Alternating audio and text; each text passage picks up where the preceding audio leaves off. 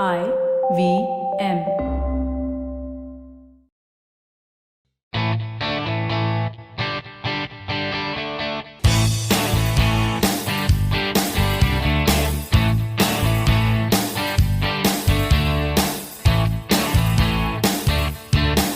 Hello and welcome to a brand new episode of the Musafir Stories, India's very own travel podcast, where each week we discuss the story of travelers in their own words and relive their experiences with you, our listeners. Hello, welcome to a all new episode of the Musafir Stories. When we think about history, what comes to your mind? Great kings and queens? Grand historical buildings? Well, history is equally made by inventors and their inventions that have changed the world. If you are interested to learn how inventions have transformed us and our world around us, then there is one stop destination to this knowledge. The Great Courses Plus offers a brilliant course called Understanding the Inventions That Changed the World. It has given me a different perspective of the entire course of human history. If you too want to explore this course and many such amazing courses on the Great Courses Plus, then head over. Listeners of the Musafir Stories can avail 1 month of free access to all their courses. The link is www.thegreatcoursesplus.com/Musafir, Musafir. The link will be available in the show notes section for your ease. As for today's episode, we have our favorite travel YouTuber. Listen to the episode to find out more. So, with that introduction, we would love to welcome slow traveler and my favorite person who makes YouTube videos, Chandan Prakash, to the Musafir Stories. Hi Chandan, welcome to the Musafir Stories. This is actually, like I was telling you, a fan moment for both Seth and I because we've been binge eating, I think, rather your videos. So welcome to the Musafir Stories. Hi, it's absolute pleasure to be with you. Absolute pleasure. Yeah, thanks for having me. Thank you, Chandan. We love your style of travel, Chandan, and just calling out to our listeners, Chandan has got a very amazing style and a very beautiful control over his language, where his videos are very calming and they show everything in depth, and we absolutely love watching them. Yeah, especially for me, it was a discovery during these challenging times of the pandemic and working from home and quarantine as well. Quarantine. Yeah, you're under lockdown as well. So for me, it was a discovery during this difficult phase. So Chandan's videos came as really a breath of fresh air. Just the way, like I said, right, as slow travel style, in-depth travel, as well as really calming, soothing voice, and his mastery over the language as well. Most videos are all videos are in Hindi, so really love that. But yeah, Chandan, that was my or our fan moment and fan description. But why don't you tell us a little bit more about yourself? Yeah, sure. And I'm glad that you liked my video because they tend to be very slow paced. And not everyone likes to, especially in this world and the lifestyle that we all lead these days. Is it's difficult to have, shall I say, the our span of attention for that long. So I'm glad that you liked. So my interest actually on such type of track. It started nearly 20 years back, and I used to. So my grandfather was a great traveler. So I'm sure I have mentioned this in one of my videos that he did this Chardham Yatra Right. when he was 70 plus, right? And that too, the typical hero cycle that so he was based in Ranchi in Jharkhand. So from there he traveled on his cycle to these places, right? And after a couple of months he came back, and I'm talking about late 80s. And then he used to tell me this story. And and I still, and then my grandfather was a natural orator, so he used to explain things really well. So to this day, I vividly remember how he explained me seeing Sumeru Parvat from Tapovan. All those deer and bharals, etc., etc. That kind of resonated with me, stayed with me all along. I always wanted to go to those places, but it was not until, shall I say, 2012 or 11 when I actually started trekking. Yeah, so that was the time. Yeah, I just made it a point at least to cover one or two treks every year. It's a vast mountain range. We just cannot cover everything, but yeah, I just try to just go to few places, and yeah, just try to feel those mountains. Yeah, definitely, and definitely does look like you've picked up your oratory genes from your grandfather, because really, Not like at we all. mentioned. No, not at all. Not at all. I mean, he Yeah. was pretty much on a different level. Oh yeah. So yeah. So he was, in a way. I mean, wherever he will stand, usually people used to surround him. So this is whatever he will say, people will listen. In my case, it might be entirely opposite. Right. No, So I mean, people are listeners. We are We listening. all are hooked to the videos. So yeah, and Enjoy I'm your sure a style, lot of yeah. other people will kind of agree with that as well. But yeah, just to kind of break the suspense a little bit and to talk a little bit more about your adventures, and especially these adventures and treks in the mountains, where are you planning to take us and the listeners to today, Chandan? right. So I'm going to, because I just touched upon my grandfather, and one of the stories that he told me about that mountain, which is Sumeru. So I'm going to discuss about one of my favorite treks, that is Gomukh and Tapovan trek. Yeah. So yeah, it's still very very close to my heart, and yeah, I would love to describe about my experience on that trek. Wonderful. Looking forward to it. And yeah, another confession is that that was actually one of the first trekking videos of you, Chandan, that I actually watched as well. And again, this was from while I was doing a research on a recent episode we did on covering actually the path of the Ganga. Yeah, this is we spoke to somebody who actually went along the path of the Ganga, and obviously they started off at the Gangotri, and when we were looking at more videos related to Gangotri, and that's when we came across the Gomukh Tapovan trek. So very special for us also that way, that this is actually the gateway for us also to get into the world of Chandan's videos and his beautiful narration style. Just in terms of laying out the context a little bit for the listener and for people who might not know very well about the orientation, right? The physical, geographical orientation of this place. Would you please kind of outline that as to where this is situated? Yes, so this place Gomukh is in the state of Uttarakhand, and many people know the state by the name of Uttaranchal also. Right. And if you, let's say, vertically slice the state into two parts, so the eastern side of Uttarakhand is called Kumaon, and the western side is called Garhwal. So this place Gomukh is very close to one of the Chardhams, Gangotri. So it sits towards the western side of Uttarakhand, and very close to China border on the north side. So I mean, Uttakashi is another place that is well known. So when we go from Delhi, so usually the route will be, let's say, from Delhi we go to I mean, either we can enter through Dehradoon, but mostly people go to Haridwar, Rishikesh. From Rishikesh there will be two path. If you take left, then you go towards Gangotri and Yamunotri. If you go towards right, then you go towards Kedarnath and Badrinath.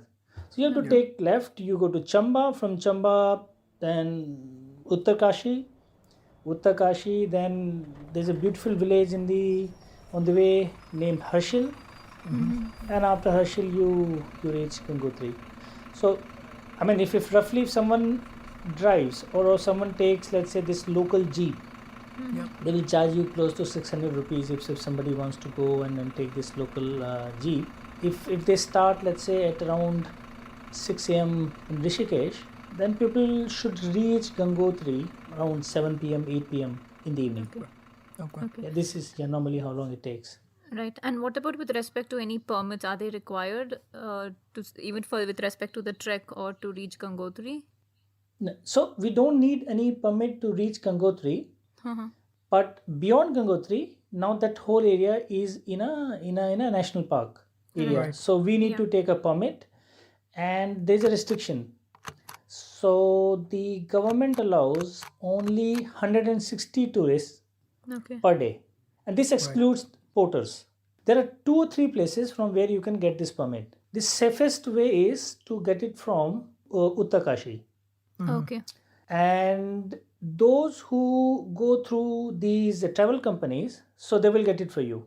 All you need to Right. do is that you just send them your one of your identity cards. It could be your license or PAN card, anything. You just fax it to them, or maybe send a email Yeah. scan copy these days. It will be done for you. You can also get it from Gangotri, but that is bit risky because Gangotri is further up. So in Right. case you reach Gangotri and let's say no permits are left, Oh, right? yeah. Then you just can't do anything, right? Yeah. And what about the best time to travel, Chandan? What would be the best time to travel? Because I suppose even the weather conditions would make a big difference, and the Gangotri National Park would be closed during certain times. Answer to this question is it depends, right? So people do winter tracks also there, Oh, wow. right? Yes. So people, it's risky though, but people do. But with regards to, shall I say, many people they don't like to go for a trek in a colder weather. Usually they prefer any time after May. So from Okay. May to, let's say, May and June would be good one in terms of weather. It won't be very cold. But then what happens is that conditions might be cloudy, because what happens on these mountains is that come June and clouds will start bothering you, but temperature wise we will be okay. And the downside of this cloud is that sometimes we will not be able to see nearby peaks, Oh, right? They are right. there, they are Yes. there, but then you just can't see them, Yeah. right? And it's immensely frustrating. Yeah. True. Other group of people, they tend, and then monsoon is definitely not the right period. I never suggest anybody to go there in monsoon. This is not to say that people don't go there. You are allowed, you can go, but I consider it bit messy going Right. there. True. Landslides and those stuff. Then September, October, November, these are 3 months, and I absolutely loved going there in these 3 months, because possibility of getting a clear weather is high, not guaranteed, but very high. Now you start looking at no that blue sky, end to end, Yeah. marvelous visibility, good visibility. Yeah, Yeah. definitely. And also, like going by what you've said and also looking at the videos, it also appears that, depending on the time you choose, it also feels like almost two different experiences, right? In terms of Yeah. what you see around you, the colors and stuff like that. That also kind of adds a little bit more flavor to the trip. So, very interesting. Yeah. And in terms of packing, Chandan, anything specifically that you would suggest, or to keep an extra pair of shoes, or anything And as just such? also in terms of the options of getting there, right? I know, I mean, there might be option of having porters to take your stuff along if one would like to. And I think up to a certain point, you might also have the kachars, right? Like you say, the mules. Ponies. So Yeah. those might be available as well. Yeah. Yeah, that's true. So the thing is, these days, our tourism industries is very advanced.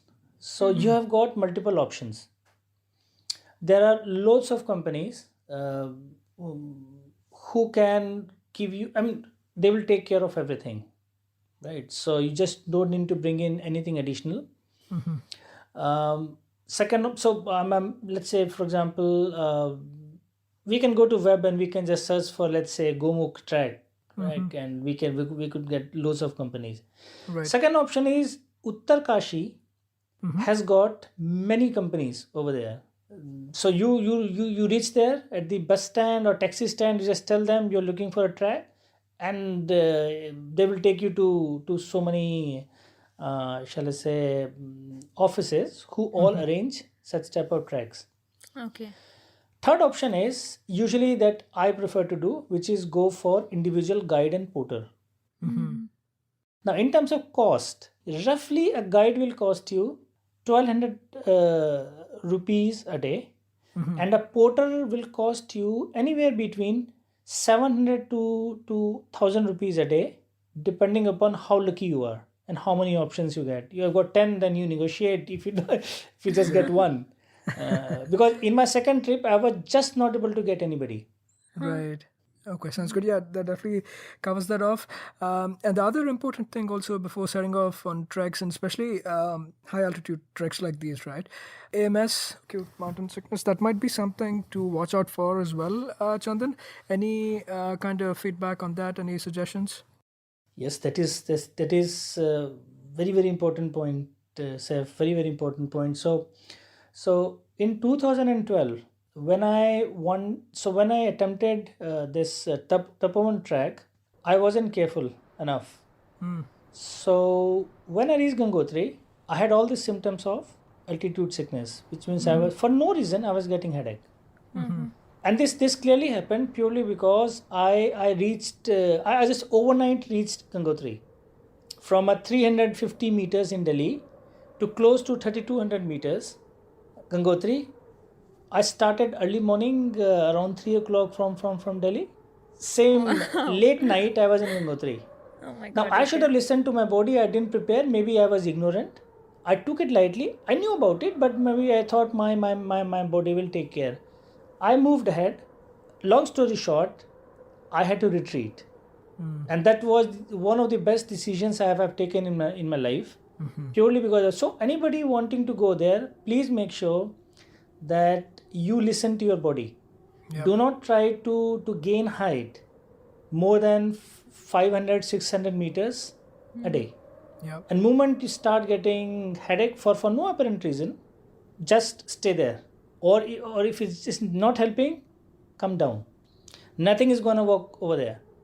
There won't be any doctors, nobody will be there. A good suggestion would be to stay for 24 hours in Gangotri.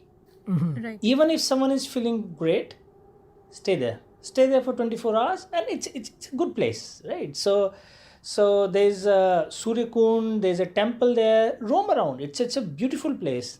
At the same time, it will give your body a chance to adjust. True. And anybody who stays for 24 hours, spends one night in Gangotri, usually they will never face any problem. Okay. Right. So just Okay, don't that- reach there yeah. and rush out. So that will be a suggestion. Yeah. Yeah, that's a nice tip. And when you are acclimatizing yourself in Gangotri, Chandan, what are the best I mean, like a few places to I mean, see yeah, around. even in terms of Yeah. significance of it, right? Like we perhaps might have touched upon earlier as well, that Gangotri is also a religiously very significant place and is a part of the Chardhams that are considered in the Hindu religion, right? So do make sure you kind of take some time to acclimatize here. And I think, is it fair to call Gangotri as the base here from where you'd start off the trek, Chandan? Yes, we can. Yeah. And you have rightly said, it's a place where you can spend couple of days, right, doing nothing, just sat next to Bhagirathi River, and it's a very very very small place, but we get pretty much everything that we need. There's a Ganga temple over there, Yep. and Suryakund is a lovely place to be, because what has happened is that Bhagirathi has got lot of silt content. This river has got lot of silt content. So because of this flow of river for thousands of years, so certain patterns, so some carving has happened over the stone, and multiple channels have been created. It's just splendid views. If you just go next to it, there's a viewpoint also. And the best part is you don't need to go anywhere. Just in the I should call it a village, right? Yeah. Gangotri itself. So it's a lovely place. It's called Suryakund. Yeah, definitely. So, before proceeding on the trek to the next pit stop on the trek, yeah, Chandan, just in terms of the length of the trek, how many days would this be? For Gomukh, I'll tell you usually what a standard template is. People start Gangotri from Gangotri in the morning. They reach Bhojwasa same evening. Then people next day, so they reach Gomukh. Few of them, let's say more seasoned people, or from Gomukh, they will come back to Gangotri same day, and they will reach in the evening. I'm talking about Gangotri to Gomukh. Right. Okay. Other people, mostly what they do is Second day they go to Gomukh. Then they come back. They again stay at Bhojwasa. And third day they reach Gangotri. This is a standard template that mostly people do. Now, when someone has to go to Tapovan, then from Gomukh, it will take another, let's say, 4 hours. Then people usually spend second night in Tapovan. Then again, it depends. Others, they simply touch the point. They will come back third day. Right. They usually tend to stay in Bhojwasa, and fourth day they will come back to Gangotri. So depends. So between 3 to 5 days, it depends upon what people want. Personal Right. preference of people. Okay, Yeah. great. And also, like, before we kind of set off on the trek as well, right? Like, we've been mentioning multiple times that religiously this is very significant as well. And Gangotri and Gomukh, it's considered to be the source of the river Ganga as well, right? Chandan, there's like significant religious lores and legends associated to this place as well. Because of that, like how the Ganga was brought down from the heavens to the earth at this point. Would you kind of try and share that backstory as well with us? As per mythology, it's the sage Bhagirathi who actually brought Ganga from heavens. It was considered that because of the rapid fall of water, the earth might get divided into two parts, right? So that is when Lord Shiva came and said, "Okay, I'm just going to somehow manage this." And no, long story short, Yeah. what happens is that when you look at the Suryakund, then you will see the carvings that I told you, the natural carving that got created because of the silt in the water, that channel. This is what it signifies, that the hair of Shiva and the cushion that it provided. The cushion that it provided that prevented earth from getting ripped into two. Right. Yeah. Now, one very important point is that this river that flows is actually called Bhagirathi. Right. Yeah, on because of the same sage Bhagirathi. So Dev Prayag is the place where this Bhagirathi, when it meets Alaknanda coming from that Badrinath side. So the term Ganga actually starts from Dev Prayag. So the river that we see over there is officially called Bhagirathi. Bhagirathi. Yeah, exactly. But yeah, I was really kind of fascinated reading about the story as well, right? The backstory of it as to how I think it was believed that Saint Bhagirathi kind of performed penance for about 1,000 years, years, standing on yeah. one leg, and that's how it came Yeah. down. And yeah, it came down through the locks of Shiva's matted hair, and Yeah. that's how basically like Bhagirathi, Alaknanda, and all of these were like 7 different streams that came down to the earth. The streams from as the Ganges came down from the heavens to the earth, they came in as 7 streams, and then eventually, like you pointed out, at Dev Prayag, both Bhagirathi and Alaknanda, they merge, and officially it starts to get called as Ganga from that point. But yeah, great story, and like I said, the source of the Ganga, so that way also it's very, very significant for a lot of the people, especially as it lies on the religious circuit and the Chardham as well. There's a lot of, I guess, the pilgrims that you might find on in this part of the region as well as you set out on the trek. Yeah. Yes, it is, and you will find them mostly around May and June. So you will find a lot of them because what happens is before monsoon or maybe around monsoon, as per the tradition in especially in North India, that many people they will carry water, holy water from different sources of Ganges, and they will go back to their home city, towns, villages, and they will pour it on that shivling. Oh, Right. October mostly it will be trekkers. okay. Yeah. Yeah. Because this trek route leads to couple of interesting treks. Tapovan is one other one. Many people go to Dehradoon side. Others they go to Nandanwan, and there is an interesting trek called Kalindi Khal. That is a serious trek. So they will enter from Gangotri side and they come out towards Badrinath. So there are many trek routes that are. This trek route leads to a couple of them. Yeah. Okay. Yeah, great to know. Awesome. So thank you for that background information as well. Now, just starting off from Gangotri, right? As you headed off towards Gomukh, what was your first pit stop, Chandan, and how long did you trek for before you made the stop? 2 kilometers from Gangotri is a forest checkpost. So that is the place where your permit is going to be checked. Now, earlier I forgot to mention this to you that in those lean seasons, especially in October, you can get permit from there also. But again, I will say it's just a matter of what our risk appetite is, right?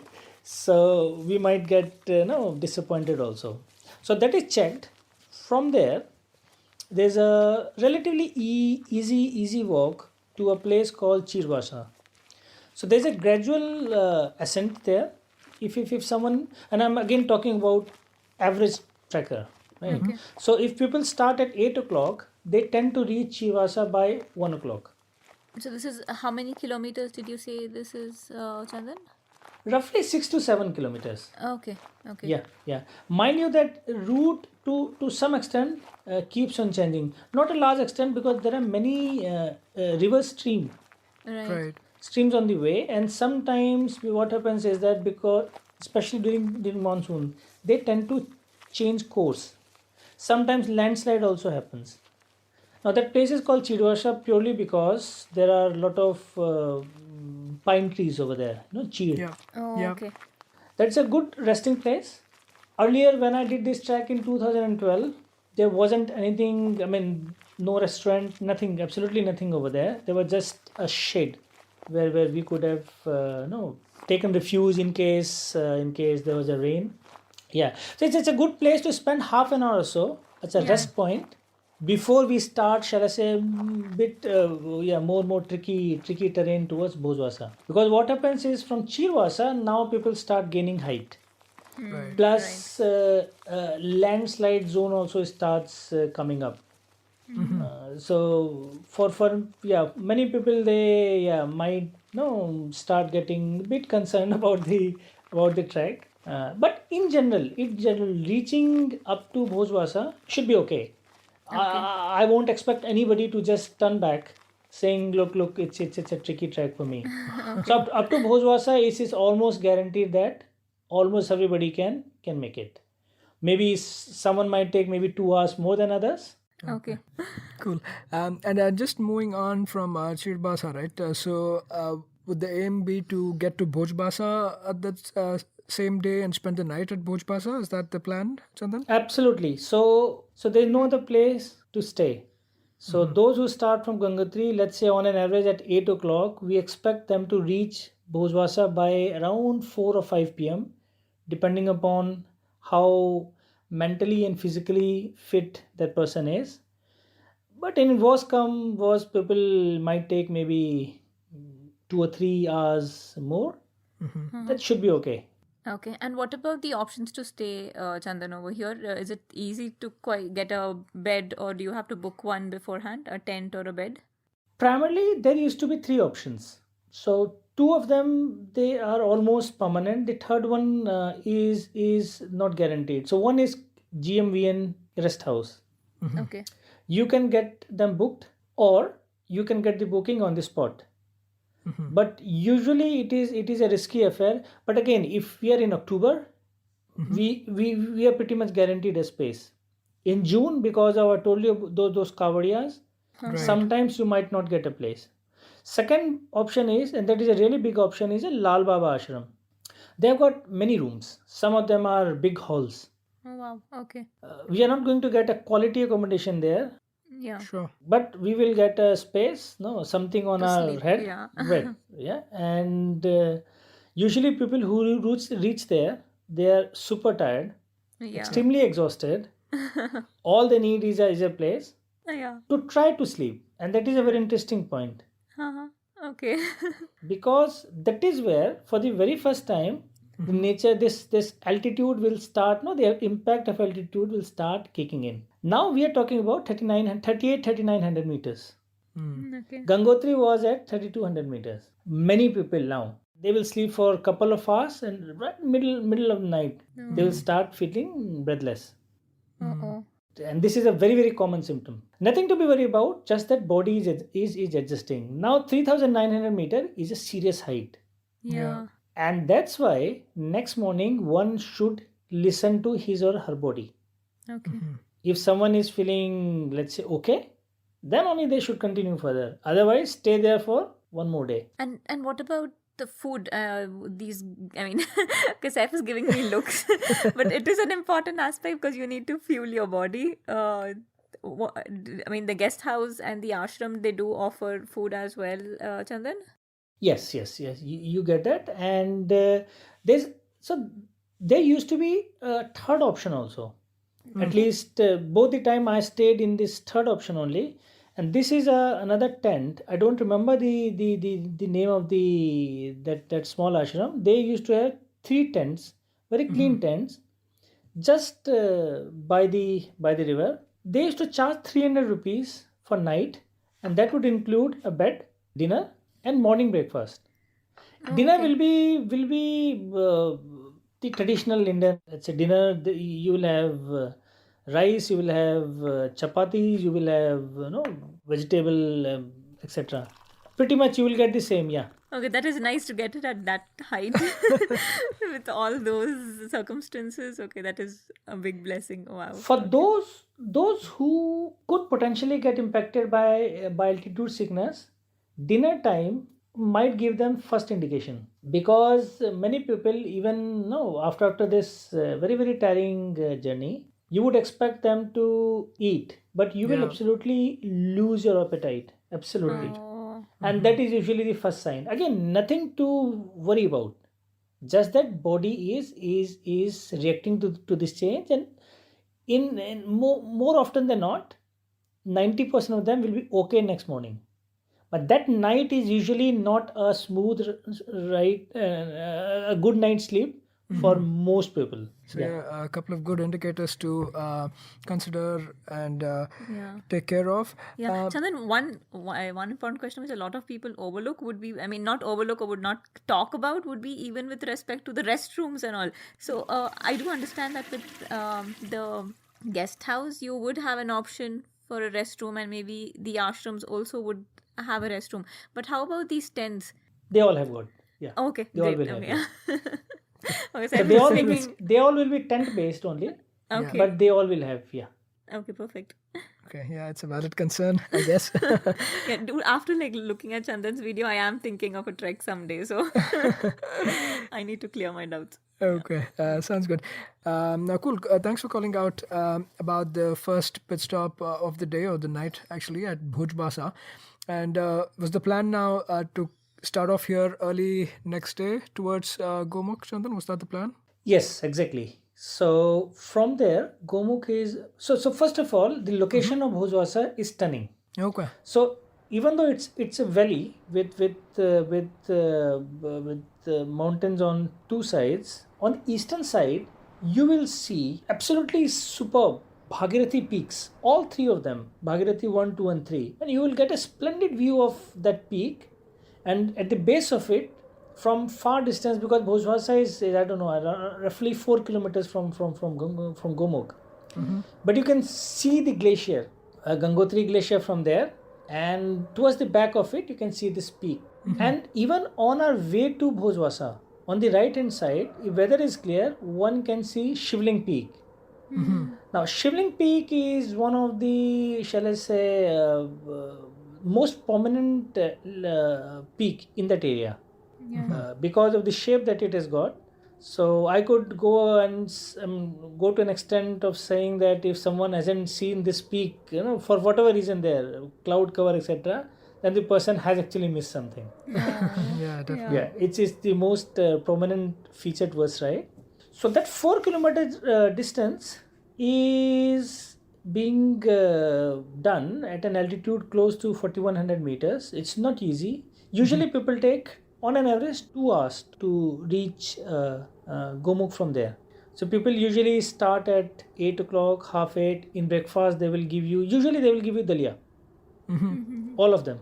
And then people start by 8 o'clock, then they reach half 10, 11, they will reach Gomukh. Then those who just want to stay there, they will. There's nothing over there, no temple, nothing. Yeah. Right? It's a glacier. It's just ice all around, and ice covered with silt, moraine, heavy rock. Yeah. Right. So just towards the edge, we can see what's beneath the surface. Otherwise, if someone is going to see from top, they will pretty much feel as if it's just muddy terrain. Okay. Yeah. But beneath that, we have got a glacier. Yeah, Right. definitely. I think it's very important to call this out also, right? Because it might not, I mean, yeah, we're saying it's a glacier, but again, don't have an expectation like this will be something similar to other glaciers you might find somewhere, say, in the Western countries and stuff like that. This is very different, and like Chandan pointed out as well, there's a lot of mud and rock and everything that's settled in on the glacier. But the significance, obviously, being that Gomukh, right? That's what it's called, and it's believed that it's in the shape of a cow's mouth, and that's the snout of the glacier, basically the end point of the glacier. Yeah. Yeah, that is correct. Yeah. So the significance is that now it is considered that the water is coming out from the mouth of a cow, but this shape again keeps on changing. Yep. Right. Right. So I've seen that towards autumn, the shape actually resembles like that. It is more stable also. During summer month, it just keeps on changing because mostly towards the edge, the ice will, it will keep melting and things will keep on changing. It's a landscape full of ice, and Right. as is often the case with ice, it just keeps on melting. So, Yeah. yeah, it will keep on changing. Yeah. Yeah, but the concerning thing also, I guess, right, Chandan, is I guess just how climate change is also panning out in a sense that this glacier has continuously been receding, right? I believe in the Yeah. last how many years was it? Like 10 years plus. It's Yeah, from almost kind from of actually from 1970. yeah, it's almost receded a kilometer, is Yeah, what I understand. Yeah. quite a lot. Yes, yes, I think a lot of research has been done, and yes, in fact, I have shown one of the photos, I Yeah. think taken in 1870s, yeah, by British, and you will see that there is a sea of difference between. Yeah. Yeah. So these are the places where we can actually see the impact of climate change. Yeah. Right. So in Delhi, we hear about these things, but on ground, maybe we don't see things changing. Yeah, and also just talking about the glacier, it is the Bhagirathi River that's kind of flowing underneath the glacier at this point. Yeah, Chandan? Yeah, that's correct. Yeah. Yeah, and also depending on the time of the year, I think the force of the water also will be much more, perhaps in the summers as compared to sometime later in the autumn. Perhaps that's something you might notice and feel as well. Correct? Oh yes. Oh yes. So what I noticed was when I was there in June, the volume was much higher, force was, yeah, much more, and the water was very silty water. So much so that if you, let's say, you fill your bottle, and once the water settle, you might see that 30 to 40% will be filled with a settled silt. Wow. But in autumn, it is crystal clear blue water. Oh, amazing. Yeah, yeah. From here on, right, from Gomukh, you were at least on your second trek, the second time around when you came here. The plan was to cross over and trek upwards towards Tapovan, correct? Yes, so only way to go to Tapovan is by crossing this glacier, which I did it twice. So when I did it, so in summer of 2012 also, I crossed it. I reached Tapovan, but then because of altitude sickness, I just came back. So you have to do it. Right. And another point that I must mention is that we might encounter more landslide in this zone. So this 4 kilometer, so possibility of a landslide is quite high because now you will see very loose terrain, mountains. They are very muddy in nature, and very rocky terrain also. Yeah. So and there won't be a, I mean, to a large extent, there's a path, but at places someone will lose track also.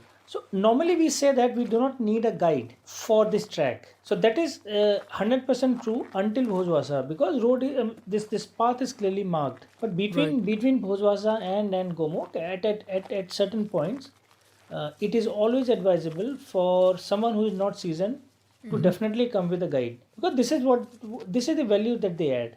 Right. At times where we don't have a path, they show us the right path.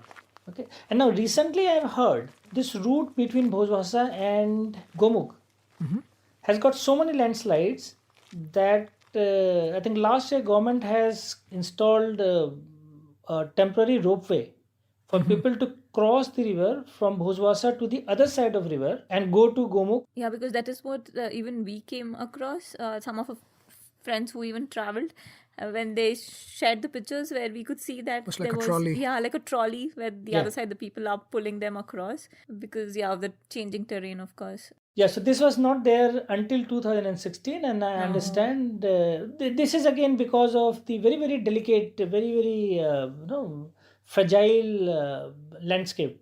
And it's quite, I don't know, somehow scary also in a way, right? Because when you're walking and these terrains are as crazy as it is, and you never know, there might be a rock or something that might just like give away somewhere, like either on top or down. So it's that feeling is quite scary, right?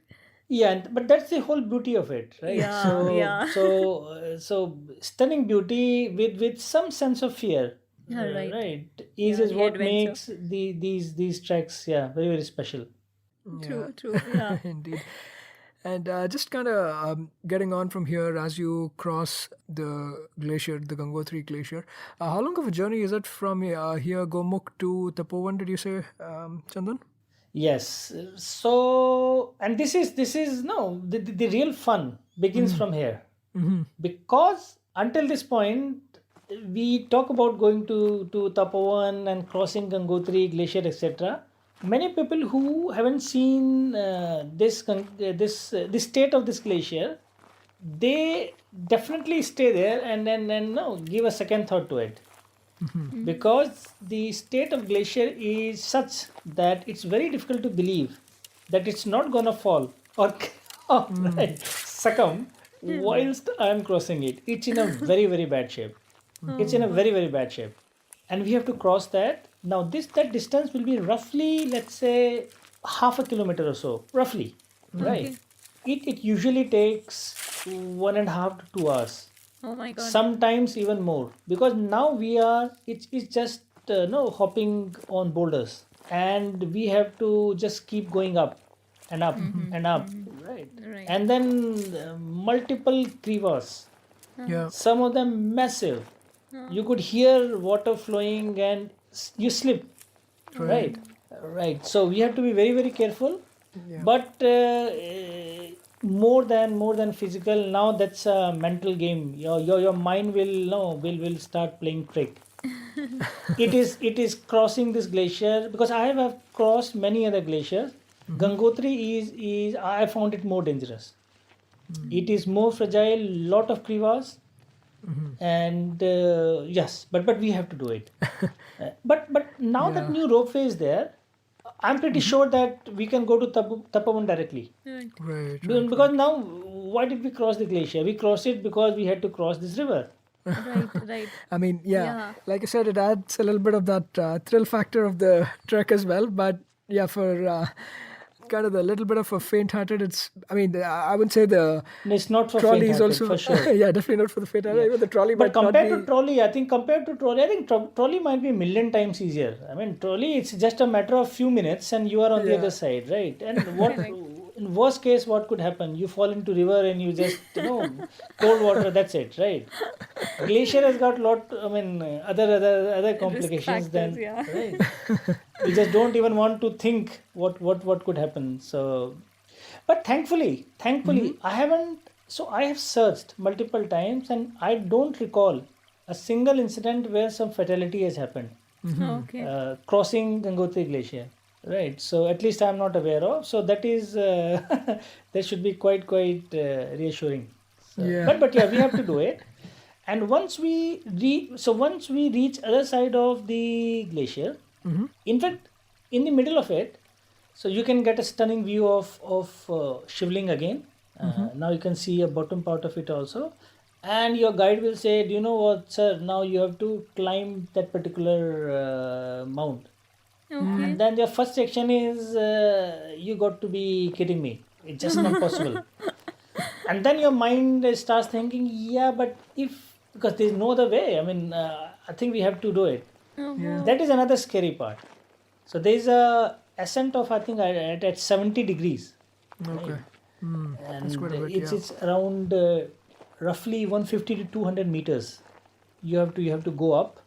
That is a very very scary part again. Very very loose soil there. Right. And then when you go in summer, you have to negotiate a river also. So you Right. have to traverse a river called Akash Ganga. You have to cross it. Mm-hmm. In autumn, that should be okay. Because in autumn, water will be less. You can easily cross it. But, and this is a very important point, sir. Mm-hmm. During summer, we must reach that place before 11 o'clock ish. Okay. After 11 o'clock, this river swells and it might be tricky to cross it.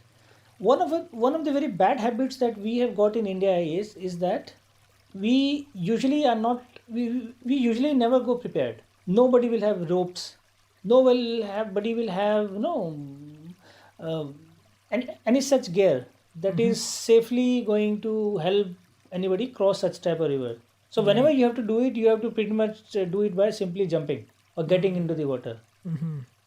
So at times it could be so in summer we must reach there by 11 or by 12 o'clock. After that it will be very very tricky to cross that river. And someone slips, then that river is pretty much actually falling at an angle of, I think, 65-70 degrees. Yeah, it's in full force also, right? And summer, it's in full force in the summer, so that way it makes it all the more challenging as compared to, say, autumn when it's more like a stream, I guess. So Exactly. definitely something to keep in mind. Yeah. But once you cross that, then you reach a flat plain Okay. on the top. Summer, if you'll go there, it will be full of flowers. And you will see that Akash Ganga now flowing parallel to where you're walking, and you will see this glorious view of Shivling, and on the back of it, that Sumeru Parvat, which is, and now the whole story that my grandfather told me, right? Yeah, if someone is again really unlucky, and that person has gone there just in a hurry, which I reach today, tomorrow morning I have to come back, etc. Then there is a chance that Sumeru might be hidden in a layer of cloud. Mm. It happens, Mm-hmm. right? That's why these are mountains. So people should have some extra time in case they want to achieve what they ought to, what they plan to before going there. Sure. Yeah, definitely. And what was your plan? You reached here, Tapovan, towards the evening. I understand. Yeah, that same evening. Yeah. The plan was to stay here overnight and till what time of the day? The following day. So my plan was to stay there for one more night there. Oh, okay. However, I could not do that because in 2016 when I went there, so due to some western disturbances, it was already forecasted that weather is gonna. So the snowfall was expected. So again, I didn't want to take a risk, and because I could actually start seeing that clouds and the pattern of cloud, etc., that the weather is going to go Yeah, pretty Downhill, bad. I guess, from the next day. Yeah. yeah, from bad to worse, Yeah. as we say. Yeah. So I stayed there until 2 o'clock roughly next day. That gave me sufficient time. Yeah, yeah, hopefully that was enough time for you to enjoy the views and I guess the different shades of the mountains around and the terrain around also, right? Because Tapovan, like you mentioned, it is more of a flat land, more of a meadow, Yes, right? yes, yeah. Type of a meadow, and depending on what time of the year you go, you might also find some greenery. At this point, are there like is that the mountain goat, the Barhal, or how do you pronounce that? You said Bharals? Yes, Bharal. So that is almost guaranteed. Almost guaranteed. So you can very easily find them. Very easily find them. There are other trek routes where it's not such a common sight, but for some reason, that route it's almost guaranteed. So I don't think anybody will be able to miss. In fact, people can find Bharals any point after Chirwasa. Oh, okay. Okay. Yeah. Nice. And just in terms of the sites around you also, right, as you're camped in Tapovan, like you said, the views of Mount Shivling right from top to bottom is something that's a stunning view that a lot of the trekkers and the campers go there for. And Bhagirathi. Sumeru or the Meru Parvat is, again, depending on how lucky or If someone is unlucky you lucky, are. yeah. Yeah. You might get good views of that. I believe the views of the three Bhagirathi peaks are also clearly visible from Yes. Tapovan. Yeah. From the side, we enter this flat landscape. On the opposite side, there's an area called Raktwan. I don't know why such a deadly name has been given. Right. So that is called Raktwan. And then on the opposite side, we can see the meadow of Nandanwan. Right. That was the other trek you were speaking of Yeah. earlier on. And Yeah. we can see Kedar Dome peak. And there are a couple of more peaks there, Chaturangi and other names I don't recall. In fact, at a distance, and from a right place, we can see Chakhamba also from there. But they're not a dominating peaks there. Shivling and Bhagirathi, they both dominate that landscape. And really, really some stunning views. I don't think words can do justice to it. So definitely do check out Chandan's video. Yeah. And especially Chandan and his beautiful voice and narration. He kind of really weaves some magic around how beautiful these peaks look and some great pictures as well. So we'll definitely link them in the show notes so you can check it out. And even in terms of the significance, right, from a religious and a spiritual aspect of it, this place itself, Tapovan, it's kind of believed to be the abode of the gods, right, Chandan? So that way it's very significant. And like you said, even Mount Meru or Sumeru Parvat, that is also like The Parliament. parliament of gods, like they say. Yeah, very, very significant. And even has it has been kind of part of the epics, like even in Mahabharata, I think, as the Pandavas and Draupadi, they start making their journey towards heavens. Like this is eventually where they end up, towards Mount Meru. Is that right? Yeah. So the base of Sumeru being a place where gods they ponder upon something. It's a form of something like parliament for them. Now this is again something that I have been told. It's a very secluded place, surrounded by snow-capped mountains from all directions. So maybe someone would have imagined. So, but this is what my grandfather he told me.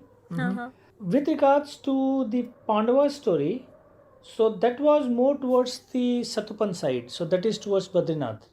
Okay. So that place might be not very far from there. So there's a track called Kalindi Khal that goes to that side only. But that glacier is called Satupant Glacier.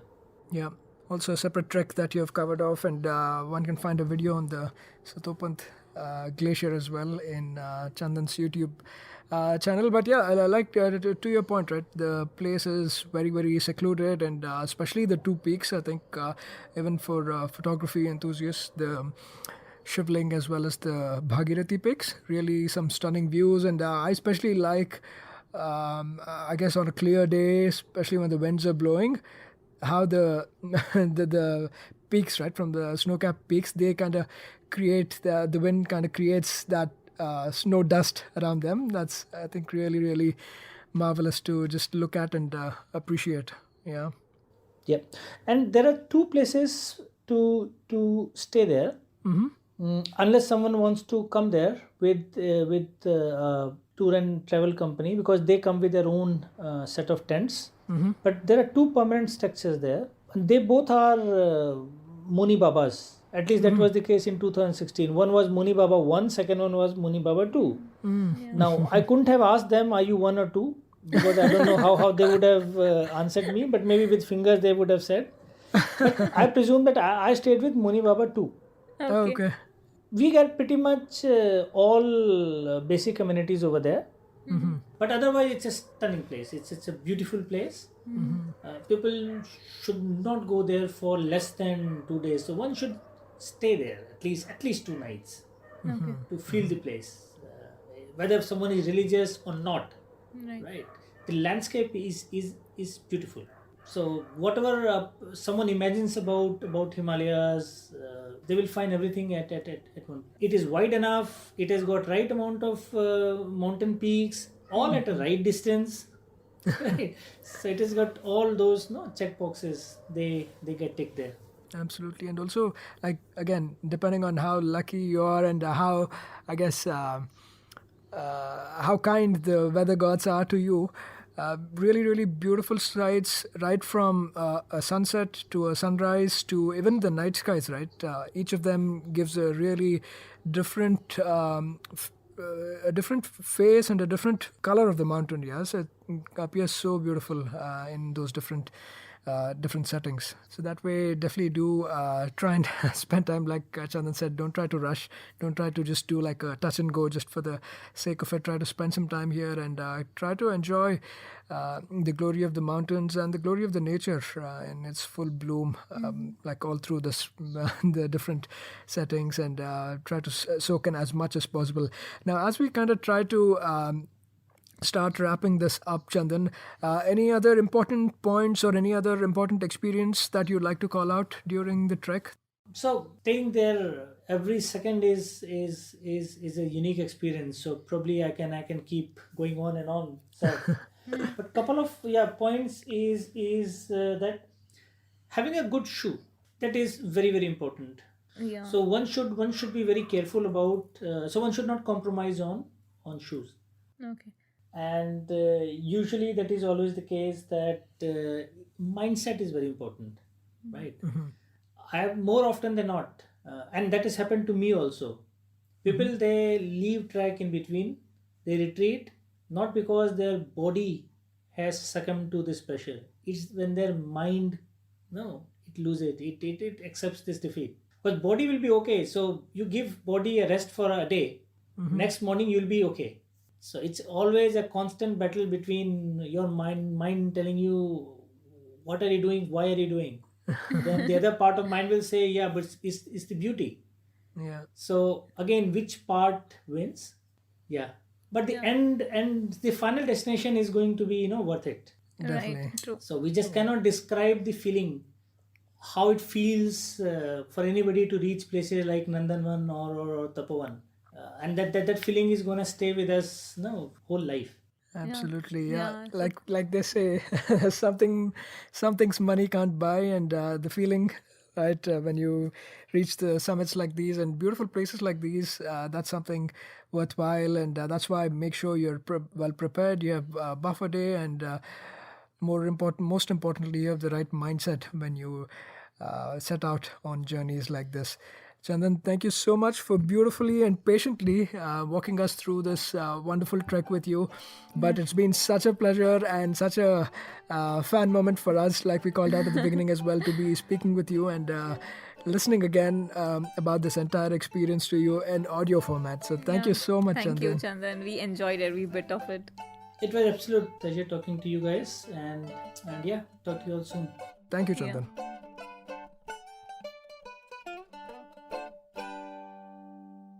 That was yet another great episode of the Musafir Stories. If you guys like the show, please subscribe to us on iTunes or Apple Podcasts, Savan, Pocket Casts, Castbox, Stitcher, or any other podcasting app available on iOS or Android. Please do leave us a review on iTunes. It goes a long way in the show's discoverability. You can also follow us on Facebook, Twitter, or Instagram. We go by the handle The Musafir Stories. Or, if it suits you, you could email us at themusafirstories@gmail.com or visit our website at www.themusafirstories.com for more information. All of these links will be made available in the show notes section of each episode. So here's to more traveling, sharing, and inspiring. Stay tuned for our next episode. Until then, happy travels and goodbye.